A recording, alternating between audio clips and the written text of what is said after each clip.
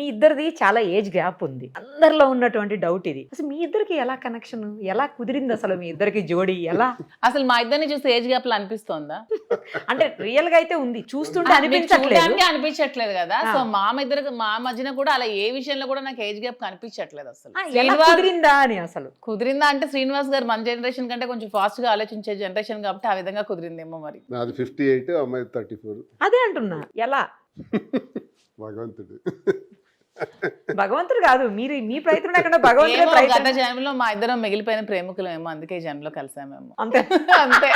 కర్మ సిద్ధాంతం. కెమెరామెన్ కూడా నవ్వొచ్చింది చూడండి.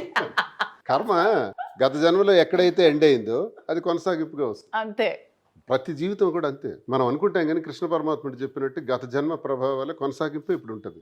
ఇది ఎందుకు ఇలా జరిగింది అనుకుంటే మనం ఎవరు? అదే జరగాలి. మగధీర సినిమా లాగా మాకేదో మిగిలిపోయి ఉంటుంది, అందుకే మళ్ళీ కలిసాం. మేము నమ్ముతున్నాం, అది ఎవరు నమ్మినా నమ్మకపోయినా.